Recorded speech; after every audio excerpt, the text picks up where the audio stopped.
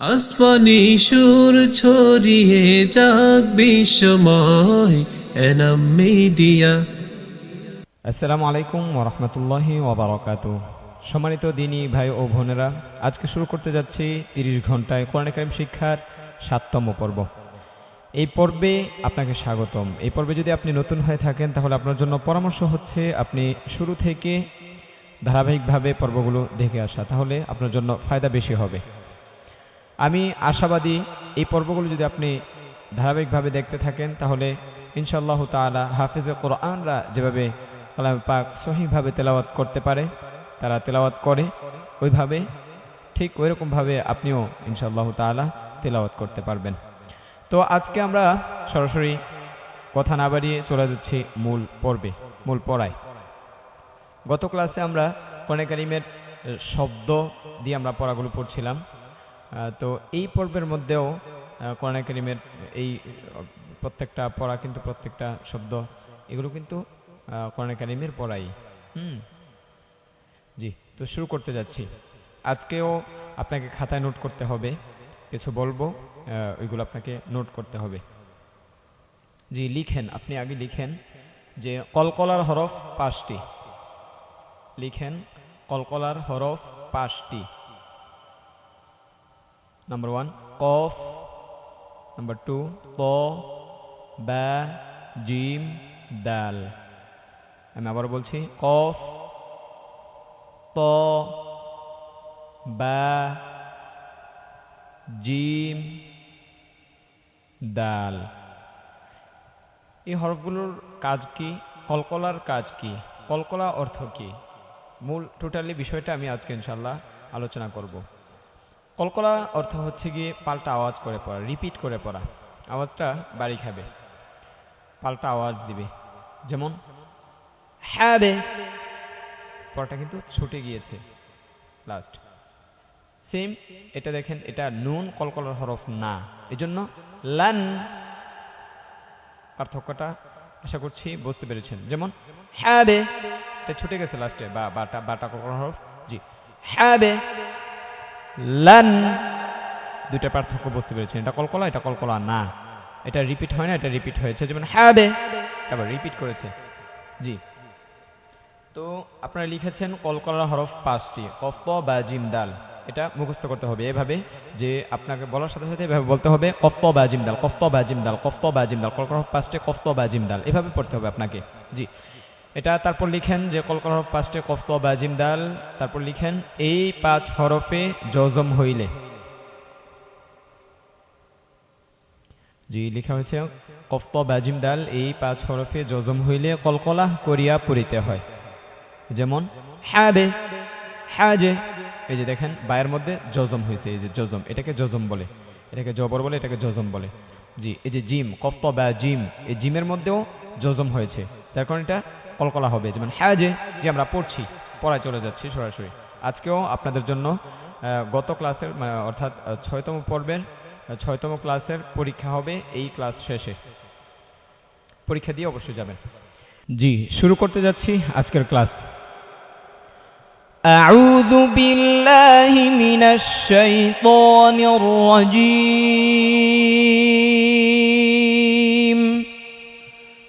أعوذ بالله من الشيطان الرجيم. بسم الله الرحمن الرحيم.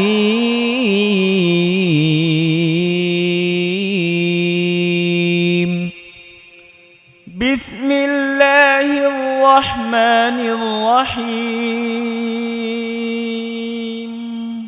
হাবা জবর হাবে, حابا جبر حبه. কলকলা হবে হাবে, حبه হাবে, حبه. হাবা জবর হাবে। حابا جبر حبه. যেভাবে বানান করব, যে সুরে যে ঢঙে, ওইভাবে আপনাকে বানান করতে হবে। তাহলে আপনার উচ্চারণটা খুব দ্রুত চলে আসবে, আপনার আয়ত্ত হয়ে যাবে। হাবা জবর হাবে, حابا جبر حبه. হাজিম জবর হাজে, حاجم جبر حاجه. হাজে। حاجه. এই জিমের মধ্যে কলকলা হয়েছে এই জন্য যে এই যে জিমের মধ্যে জজম হয়েছে, এই 5 হরফের যে কোনো একটা হরফে জজম। কোন 5 হরফের? কলকলার হরফ কফ ত বা জিম, এই যে জিম কলকলার হরফ। জি হাজে, حاجة তারপর নেক্সট হা صاد জবর হাউস, حا صاد جور حص হা صاد জবর হাউস, حا صاد جور حص এটা কিন্তু হাউসে হাউসে এমন হয় না, কারণ কারণ হচ্ছে এটা কলকলার হরফ না, যার কারণে এটা কলকলা হয় না, হাউসে এমন হয় নাই। জি হাউস, حص হা ওয়াও জবর হাউ, حا واو جبر حو এটা হাও হাও বলা যাবে না, হাউ حو হা ওয়াও জবর হাউ, حا واو جبر حو হা ইয়া জবর হাই, حا يا جبر حي হা আলিফ জবর হা, حا ألف جبر حا এটা হালিফ জবর হালিফ জবর হা বলা যাবে না, হা আলিফ, এটা হা, এটা আলিফ, এটা জবর, আলিফ বলতে হবে, হা আলিফ জবর হা। حا ألف جبر حا জি লাম নুন জবর লান, لن لم نون جبر لن এটা কলকলা হয় না, এটার মধ্যে জজম আসছে, নুন কলকলার হরফ না, এই জন্য এটার উপর জজম আসার কারণেও এটা কলকলা হয় নাই। তো এটাই ভয় পড়তে হবে, এটার জন্য লানে না হয়ে যায়। লাম নুন জবর লান, لم نون جبر لن লাম লাম জবর লাল, لم لم جبر لل এটা লালে যেন না হয়, এটা কলকলা হরফ না। লাল لل লাম মিম জবর লাম, لم ميم جبر لم লাম ওয়াও জবর লাউ, لم واو جبر لو লাম ইয়া জবর লাই, لم يا جبر لي লাম আলিফ জবর লা, لم ألف جبر لا মাশাআল্লাহ।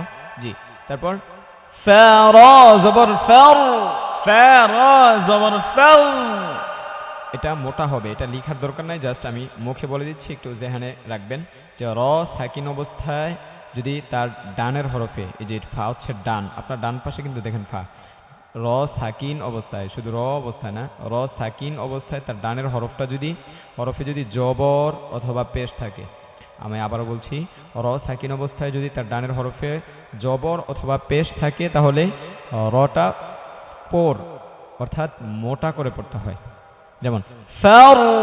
فو জি এটা যদি পাতলা হয়তো ফার ফার, এটা হচ্ছে পাতলা, আর মোটা ফার فو মোটা হবে। জি ফা র জবর ফার, فا را جبر فو এটা কিন্তু ফা বলতে হবে আপনাকে, যদি ফা র বলেন তাহলে কিন্তু হবে না। ফায়ের মাখরাজ হচ্ছে নিচের ঠোঁটের পেট উপরের সামনে, উপরের দুই দাঁতের আগায় লাগাতে হবে, নিচের ঠোঁটটা একটু প্রয়োজন বোধে হাতে একটু ধাক্কা দিয়ে একটু ভিতরে নিতে হবে, যদি আপনার না যায়। জি ফা র জবর ফার, فا را جبر فو ফা জিম জবর ফাজে, فا جيم جبر فج ফাজে, فج এটা পাল্টা আওয়াজ হয়েছে কেন বলেন দেখি?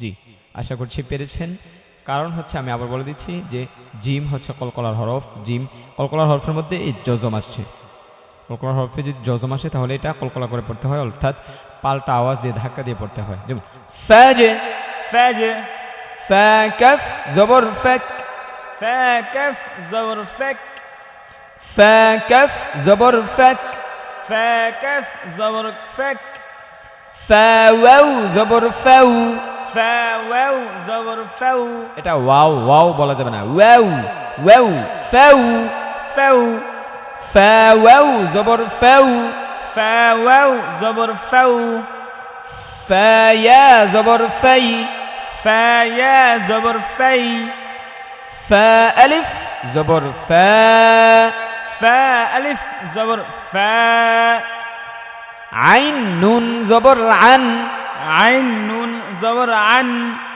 আইন صاد জবর আউস, عين صاد جبر عص এটা আইন সদ জবর, আইন সদ জবর বলা যাবে না, আমরা কোনো হরফ সদ পড়ি নাই, সদে সদে, আইন সদে জবর আউস, আইন সদ জবর আস, সদ মোটা করতে হবে। মোটা হরফ কয়টি, কি কি বিস্তারিত আলোচনা করবো ইনশাআল্লাহ তাআলা পরবর্তীতে। আজকে জাস্ট কলকলার এটা লেখা দিলাম, এটা পড়া শিখতে হবে। তাজবিদটা একটা একটা করে তাজবিদ দেবো ইনশাআল্লাহ, সব তাজবিদ চলে আসবে আপনার এই কায়দার আমাদের পর্বগুলোতে। তো আপনাকে ধৈর্য ধারণ করতে হবে। হ্যাঁ, এটা কেন হলো না, ওইটা কেন হলো না, আপনার মনের মধ্যে এত প্রশ্ন রাখার দরকার নেই। আপনার প্রত্যেকটা প্রশ্নের অ্যান্সার ইনশাআল্লাহ পেয়ে যাবেন, অর্থাৎ এত তাড়াহুড়ার কিচ্ছু নেই, আস্তে আস্তে করে সব পেয়ে যাবেন ইনশাআল্লাহ। কেমন? তো এই জন্য যেটা পড়া দেবো জাস্ট ওইটা নিয়েই পড়ে থাকবেন, আর পিছন থেকে সবচাইতে বেশি পিছনের পড়াগুলোকে খুব গুরুত্ব দিবেন। দৈনিক একবার করে হলেও পিছনের পড়াগুলো পড়বেন, তাহলে দেখবেন পিছনের পড়া যত শক্ত থাকবে, স্ট্রং থাকবে, আপনার সামনের পড়া তত ভালো হবে, উচ্চারণ তত সুন্দর হবে।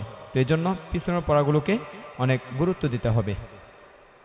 জি, আইন সদে জবর আউস, আইন সদ জবর আস, আইন মিম জবর আম, আইন মিম জবর আম, আইন ওয়াউ জবর আউ, আইন ওয়াও জবর আউ, আইন ইয়া জবর আই, আইন ইয়া জবর আই, আইন আলিফ জবর আ। আইন আলিফ জবর আ। এগুলো তো টান দিলাম না, এটাতে টান দিলাম, কেন টান দিলাম? এই কেনর উত্তর, কেন প্রশ্ন করার দরকার নাই, উত্তরও খোঁজার দরকার নাই। আমি বলেছি কিন্তু সামনে সব কিছু আসবে ইনশাআল্লাহ। কেমন? ধৈর্য ধারণ হওয়া যাবে না। জি, হালাম জবর হাল, হালাম জবর হাল, এটা কিন্তু হা না, হা হচ্ছে এটা, হ্যাঁ হত্তি, এটা হচ্ছে হ্যাঁ হাওয়াজ, হালাম জবর হাল, হালাম জবর হাল, হামিম জবর হাম, হামিম জবর হাম, হা কফ জবর হক, হা কফ জবর হক, হা ওয়াউ জবর হাউ। হা ওয়াও জবর হাউ। আমি যেভাবে বানান করছি ওইভাবে বানান করতে হবে আপনাকে। হা ইয়া জবর হাই, হা ইয়া জবর হাই, হা আলিফ জবর হা। হা আলিফ জবর হা। জি, আমরা তখন জবরের গুলো পড়ছিলাম, এখন জেরের গুলো পড়বো। এই যে হামজা, হামজার নিচে জের। আচ্ছা, আলিফ, এটা তো আলিফ, এটাকে হামজা বলছি কেন বলেন দেখি আপনারা? আশা করছি পেরেছেন। আমি আবার বলে দিচ্ছি যে এটা হামজা এই জন্য বলছি যে আলিফের মধ্যে যদি জবর, জের, পেশ, জজম, তাসদীদ, সাকিন যা কিছু হয়, আলিফটা হামজা হয়ে যায়। সেই সুবাদে আলিফের নিচে জের পেয়েছি আমরা, এই জন্য আলিফটাকে আমরা হামজা পড়ছি। জি, আশা করছি ইনশাআল্লাহ ক্লিয়ার। হামজা নুন জের ইন, হামজা নুন জের ইন, হামজা লাম জের ইল, হামজা লাম জের ইল, হামজা জিম জের ইজ। হামজা জিম জের ইজ। এটা এগুলোর মতো হলো না কেন? এটা ইন, ইল, ইজে, এটা পার্থক্য হলো কেন? কারণ হচ্ছে এটা জিম কলকলার হরফ, কলকলার হরফের মধ্যে এই জজম আসছে। কফ ত বা জিম দাল, কফ ত বা জিম দাল, কফ ত বা জিম দাল, এই 5 হরফের যে কোনো একটা হরফ, অর্থাৎ জিম, কফ ত বা জিম, 4th নম্বর হরফ হচ্ছে জিম। এই জিমের মধ্যে জজম আসছে, এই জন্য এটা আমরা কলকলা করে পড়েছি। জি, হামজা জিম জের ইজ, হামজা জিম জের ইজ, হামজা শিন জের ইশ, হামজা শিন জের ইশ, হামজা ওয়াউ জের ইউ, হামজা ওয়াও জের ইউ, ইউ, ইউ। এটাকে ইউ বলা যাবে না, হামজা উচ্চারণ করতে হবে, ই টাস উচ্চারণ করতে হবে।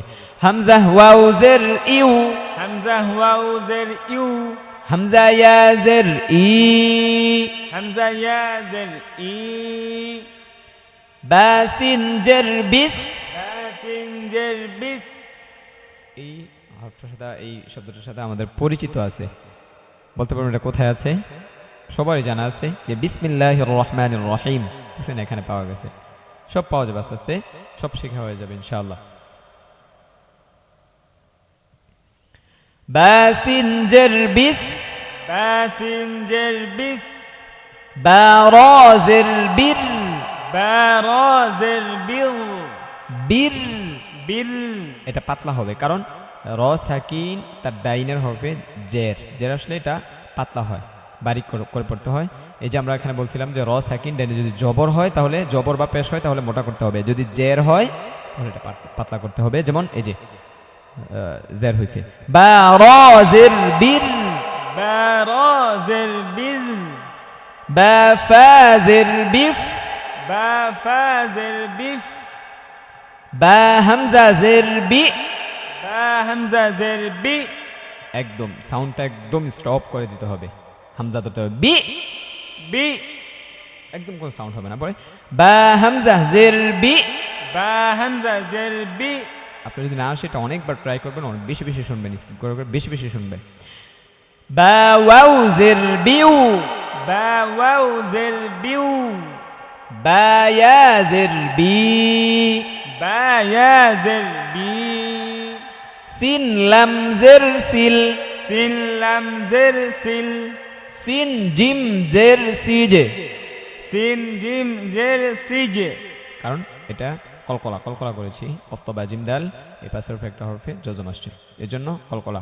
আপনারা মুখস্থ করবেন কি, আপনারা ওটা শুনতে শুনতে আপনাদের পড়া হয়ে যাবে। তারপরে যদি আপনারা পড়েন তাহলে দেখা যাচ্ছে যে নুরুন আলা নূর, মানে ভালোর উপরে আরও ভালো হবে, স্ট্রংয়ের উপরে আরও স্ট্রং হবে। হ্যাঁ ইনশাআল্লাহ প্রত্যেকটা তাজবিদ দেখবেন আমার বলাতে বলাতে আপনাদের মুখস্থ হয়ে যাচ্ছে, আমার বলাতে বলাতে আপনাদের মুখস্থ হয়ে যাচ্ছে, এই জন্য আপনারা পড়বেন না, ব্যাপারটা কিন্তু এমন না। আপনাদেরকে অবশ্যই পড়তে হবে, এটাকে একদম ঠোরস্থ করতে হবে, ব্রেনে সবগুলো একসাথে রাখতে হবে যাতে বলার সাথে সাথে আপনারা বলতে পারেন।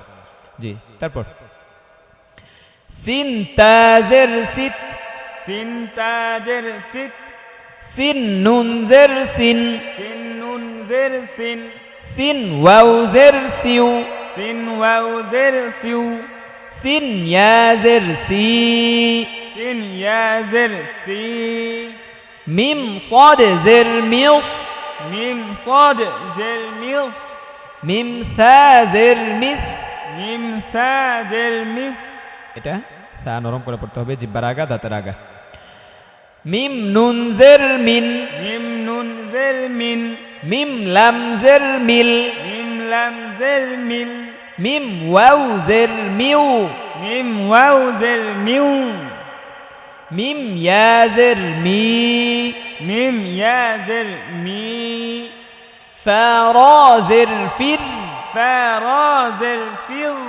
না এটা পাতলা হবে, র সেকেন্ড এনে জের, কিন্তু যদি জবর হতো তাহলে এটা মোটা হতো, যদি পেশ হতো তাহলে মোটা হতো। এটা জের, এই জন্য এটা পাতলা করে পড়তে হবে, বারিক করে পড়তে হবে। যেমন ফির, ফির, ফাজা জের ফিজ, ফাজা জের ফিজ, ফাহা জের ফিহ। ফাহা জের ফিহ। এটা হা চেপে ধরে পড়তে হবে, হলকের মধ্যখান হইতে আইন হা। জি ফাহা জের ফিহ, ফাহা জের ফিহ, ফা হামজা জের ফি, ফা হামজা জের ফি, ফা ওয়াউ জের ফিউ, ফা ওয়াও জের ফিউ, ফা ইয়া জের ফি। ফা ইয়া জের ফি। হাসবুক। আজকে আলহামদুলিল্লাহ এই ৭তম পর্বটা আমরা শেষ করতে পেরেছি। তো আমরা এখন আজকে চলে যাচ্ছি ৬তম পর্বের পরীক্ষায়। জি আমরা এখন পরীক্ষা শুরু করব। আপনি বলেন, এটা বানান করে বলেন। আশা করছি আপনি পেরেছেন। আমি আবারও বলে দিচ্ছি এটা বানানটা, ওয়াউ জবর ওয়া, জিম জবর যা, ওয়াজা, দাল জবর দা, ওয়াজাদা। এভাবে বানান করতে হবে। কেমন? এভাবে বানান করবেন, জোরে জোরে আওয়াজ দিয়ে পড়তে হবে। জি তারপরের প্রশ্ন হচ্ছে আপনি এটা বানান করেন।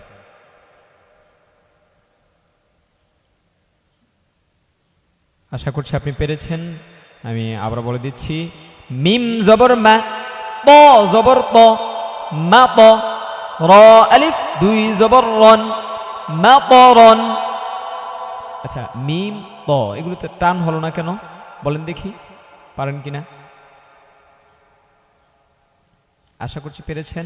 আমি আবার বলে দিচ্ছি, মিমের ওপর এক জবর, এক জবরকে হরকত বলে, হরকতের উচ্চারণ তাড়াতাড়ি পড়িতে হয়, এই জন্য এটা টান হয় না। আচ্ছা এক জবরকে হরকত বলে, এটা আমরা জানলাম। দুই জবরকে কি বলে বলেন দেখি? আশা করছি পেরেছেন।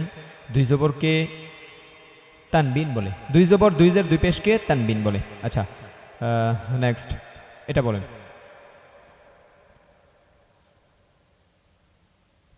আশা করছি পেরেছেন। তারপর আমি আবারও বলে দিচ্ছি যে ত পেশ তু, ওয়াও দুই জবর ওয়ান, তুয়ান। আচ্ছা, আরেকটা প্রশ্ন দেখি মনে আছে কিনা, আমি বলেছিলাম কিন্তু পর্বে বলেছিলাম, ক্লাসে বলেছিলাম, এই যে এখানে ত পেশ তু ওয়াও দুই জবর ওয়ান বললাম, ওয়াও ইয়া দুই জবর ওয়ান বললাম না কেন, ইয়াটা পড়লাম না কেন, বলেন দেখি আপনি। আশা করছি পেরেছেন। আমি বলে দিচ্ছি, আবার বলে দিচ্ছি যে ইয়াটা এই জন্য আমরা পড়ি না যে ইয়াটা এখানে ইয়ার মধ্যে জবর জের পেশ তাসদীদ জজম কিচ্ছু নাই, এই জন্য ইয়াটাকে পড়া হয় না। এটা লেখায় আসে কিন্তু পড়ায় আসে না, এটা ইয়া জিয়াদা অর্থাৎ অতিরিক্ত ইয়া, এই জন্য এটা আমরা ওয়াও ইয়া দুই জবর ওয়ান পড়ি নাই, ওয়াও দুই জবর ওয়ান পড়েছি। আশা করছি এটা মনে থাকবে, মনে রাখবেনও। এটা সূক্ষ্ম বিষয়, এগুলো অনেকে জানে না, এগুলো আপনি ইনশাল্লাহ একদম সূক্ষ্ম থেকে সূক্ষ্ম সব কিছু বিষয়গুলো আপনি ইনশাল্লাহ তারা জেনে রাখবেন। জি, এটা বানান করেন।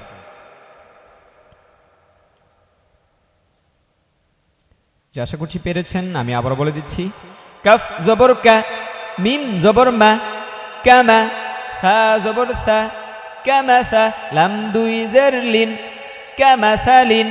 এগুলো কিন্তু টান হবে না। যদি আপনি কামাসালিন এভাবে বলেন তাহলে কিন্তু হলো না, এগুলো তো টান হয়ে গেল।